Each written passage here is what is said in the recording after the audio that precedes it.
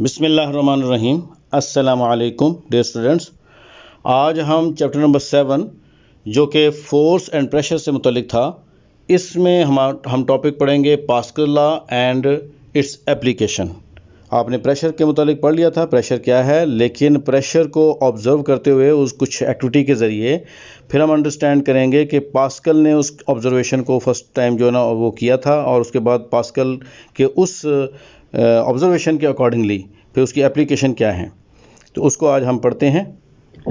जी, ये liquid pressure enclosed container ये activity है जी, एक जो बुक में आपके दी है एक्टिविटी नंबर 7.5, वो ज़रा कुछ इस तरह से है जो आपको बॉटम पे नज़र आ रही है।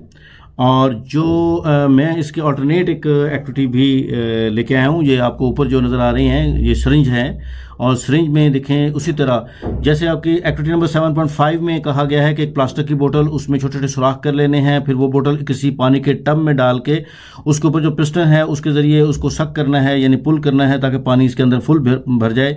उसके बाद फिर आपने उसको दोबारा पिस्टन को पुश करके पानी उसका निकलते देखना है कि ऑब्जर्व करना है कि ये इक्वल प्रेशर से निकल रहा है, हर तरफ से पानी सारे सुराखों से इक्वल निकल रहा है। इसी बिल्कुल सेम जिस तरह से ये गिवन है, इसको हमने उसी तरह से सेम ये वाले जो सरिंज है, सरिंज में भी इसी तरह इर्द गिर्द सुराख करके इसके छोटे छोटे होल्स पैदा कर लेने हैं। और फिर हमने पहले इसको पानी को लिक्विड इसके अंदर फिल कर लिया, फिर उसके बाद पिस्टन से दोबारा पुश करेंगे तो आपको ये नज़र आएगा कि इक्वली प्रेशर इसका है एग्जर्ट हो रहा है या नहीं हो रहा। तो इस तरह हम इसका चेक कर सकते हैं, यानी कि थोड़ा सा अल्टरनेट भी कर सकते हैं ये बात को जो मैं अभी आपको किया है कि आपके एक्टिविटी नंबर 7.5 में तो प्लास्टिक की बोतल इस तरह से राउंड लेनी है और उस तरह बनाना है। अगर ऐसी चीज़ें आपके पास अवेलेबल ना हो तो यही एक्टिविटी आप सरिंज के ज़रिए भी कर सकते हैं। होपफुली ये अंडरस्टैंड भी कर लिया है, ये इसके कंपैरिजन में है। और नेक्स्ट हम स्लाइड पे चलते हैं। जी, यही ऑब्जर्वेशन पास्कल ने भी की। तो पास्कल ने कंक्लूजन जो निकाला वो ये था, pressure is exerted on fluid enclosed in a vessel is transmitted equally in all directions. जो हमने किया बिल्कुल सेम उसी तरह कि अगर हम चेक कर रहे हैं कि प्रेशर से दोबारा पानी को, वाटर को उसका अंदर पुश करते हैं तो इक्वली ट्रांसमिट होता है ये सारा pressure. This fact was first time discovered by pascal and called pascal law. चूंकि ये पास्कल ने सबसे पहले डिस्कवर किया, इसलिए इसने अपने ही नाम पे इसको पास्कल लॉ बना दिया। पास्कल लॉ फिर क्या डिफाइन करता है कि जब प्रेशर को एक्सर्ट किया जाए प्रेशर को, तो तमाम तरफ से एक जैसा प्रेशर होगा, यानी होल्स जितने भी हों इर्द गिर्द किसी क्लोज वेसल में तो एक जैसा होगा। और याद रहे पास्कल लॉ हमेशा फ्लूइड के लिए होता है, और फ्लूइड कौन सा, जो इनक्लोज्ड है in a vessel in a container, closed container में, बंद कंटेनर में जो फ्लूइड होगा उसी पे अप्लाई करेगा। अच्छा, एक इसी से हाइड्रोलिक सिस्टम बनता है। ये हाइड्रोलिक्स किसे कहते हैं, एक ब्रांच है ये हाइड्रोलिक्स। ये पास्कल लॉ की समझें एप्लीकेशन के लिए ये एक ब्रांच बनती है कि branch of the science which deals with the transmission of the fluid pressure through pipes as a source of mechanical force is called hydraulics. अगर हम इसको चेक करें, जो हमने सरिंज के जरिए किया या उस जो हमने प्लास्टिक एक बोतल के जरिए किया, तो अगर हम इस सारे फ्लूइड को किसी पाइप में डालें और पाइप में प्रेशर एक जगह से दूसरी जगह जा रहा है तो ट्रांसमिट हो रहा है इक्वली वो प्रेशर, और इस सारे सिस्टम को हाइड्रोलिक सिस्टम कहते हैं। और इस सारी ब्रांच को, जो ब्रांच इस चीज़ों को डील करती है कि कितनी फोर्स एक साइड पे लगी और कितनी फोर्स दूसरी साइड पे प्रोड्यूस हुई, या इक्वल प्रेशर कैसे ट्रांसमिट कर रहा है from one place to another place, this all branch of science is called hydraulics. समझ आ गई है? तो नेक्स्ट हम चलते हैं।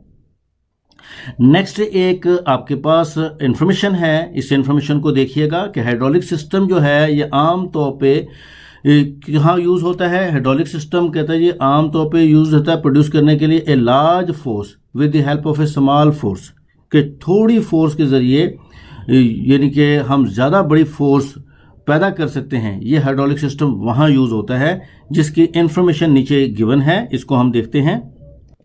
जी, इसकी इंफॉर्मेशन देखें तो हमें लिखा है जहां for your information, a force applied on the fluid at a smaller piston increase many times. अब देखें ये आपका पिस्टन जो है ना स्मॉलर पिस्टन नजर आ रहा है, यहाँ पे जो फोर्स अप्लाई हो रही है ये स्मॉलर फोर्स, थोड़ी फोर्स लगेगी। लेकिन वो कहता है to fluid at a bigger piston, जो बड़ा पिस्टन है ये वाली साइड बड़ा पिस्टन है यहाँ शो हो रहा है।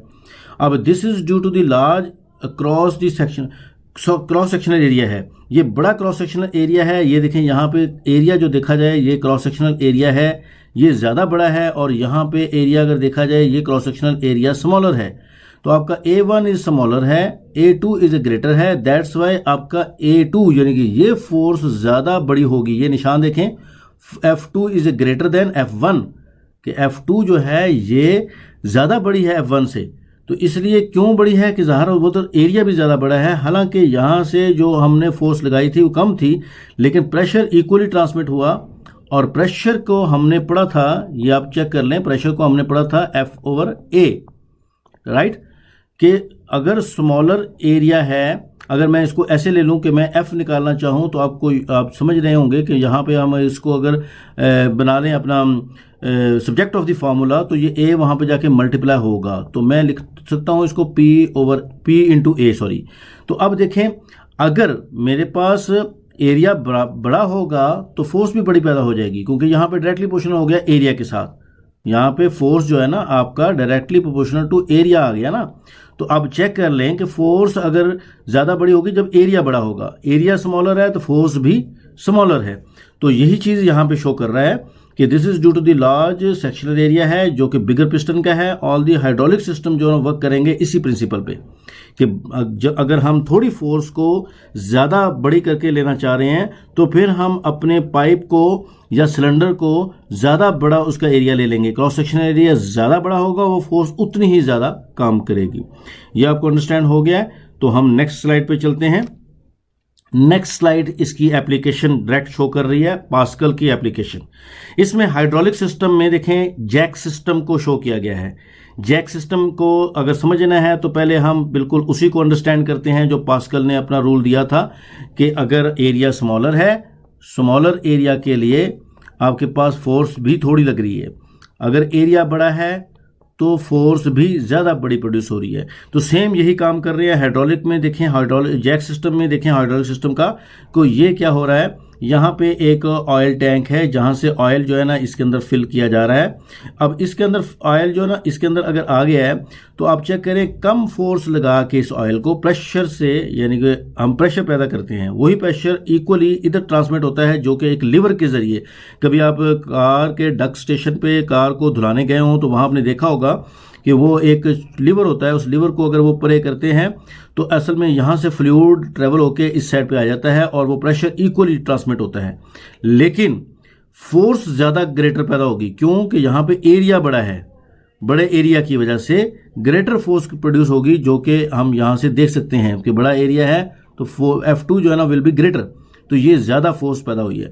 ज़्यादा फोर्स पैदा हुई है तो ज़ाहिर ऑब्वियसली कार को ज़्यादा वज़न, ज़्यादा फोर्स चाहिए थी लिफ्ट अप करने के लिए। इस तरह से कार वहाँ पे ऊपर को उठ जाती है। और ये फ्लूइड को वापस अगर लाना हो, कार को नीचे लाना हो, तो फिर यहाँ से स्टॉपर है, उस स्टॉपर को चेंज करते हैं तो ये ऑयल वापस पीछे अपने टैंक में वापस चला जाता है, जिससे कार नीचे को आ जाती है। दोबारा सुन लें इसको, अगर अंडरस्टैंड नहीं किया तो दोबारा सुन लें कि कम फोर्स लगा के, कम फोर्स एयर प्रेशर की भी लगाई जा सकती है, किसी और चीज़ की भी लगाई जा सकती है। वो इस वाले पिस्टन में जो कम स्मॉलर एरिया रखता है, इस वाले पिस्टन में वो कम फोर्स लगा के एक प्रेशर क्रिएट किया जाता है। फिर ये यहाँ से लीवर को परे करके वो प्रेशर ट्रांसमिट किया जाता है बड़े सिलेंडर की तरफ या बड़े पाइप की तरफ। तो यहाँ पे क्रॉस सेक्शनल एरिया ज़्यादा बड़ा है, जिस वजह से फोर्स भी ज़्यादा बड़ी पैदा हो जाएगी। प्रेशर तो इक्वल रहेगा, लेकिन जैसा कि मैंने पीछे फार्मूले से दिखाया तो उससे F जो है ना वो आपका ग्रेटर पैदा होगा, क्योंकि हमने ये F अगर फार्मूले से निकाला तो प्रेशर इनटू एरिया था, तो जिससे है कि ग्रेटर एरिया होगा तो ये फोर्स भी ज़्यादा बड़ी पैदा होगी और इससे कार उठ गई। कार को दोबारा वापस लाना है तो फिर हम स्टॉपर से ऑयल को वापस टैंक की तरफ भेज देंगे तो कार वापस नीचे आ जाएगी। होपफुली ये भी आप अच्छी तरह अंडरस्टैंड कर गए होंगे।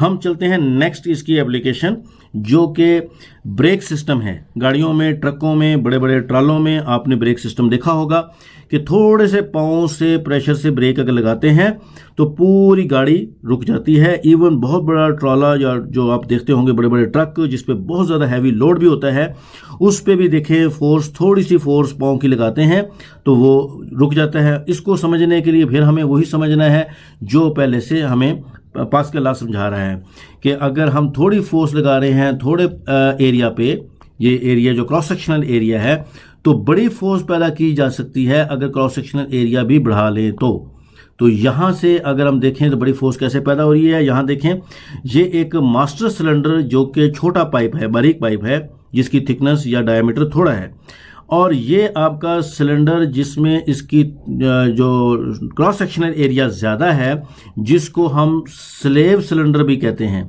वो मास्टर सिलेंडर था, ये स्लेव सिलेंडर है। इसमें एक ख़ास किस्म का ऑयल डाला जाता है जिसको ब्रेक ऑयल कहते हैं। थोड़ा सा पैडल पे हम फोर्स लगाते हैं तो ये पिस्टन इसको अंदर को मूव करता है, जिससे इक्वली प्रेशर जो है ना इस तरफ ट्रांसमिट कर रहा है, और ये प्रेशर जब इधर कन्वर्ट होता है बड़े सिलेंडर की तरफ, लार्ज सिलेंडर की तरफ, जिसका क्रॉस सेक्शनल एरिया ज़्यादा है, ज़्यादा क्रॉस सेक्शनल एरिया की वजह से यहाँ पे फोर्स जो है ना वो ग्रेटर पैदा होगी F1 से। तो ये इतनी ग्रेटर फोर्स होगी कि वो आपके बड़े से बड़े व्हील को, बड़े से बड़े उसको जो आपके ट्रक हैं या कोई गाड़ी है, व्हीकल है, उसको रोक सके।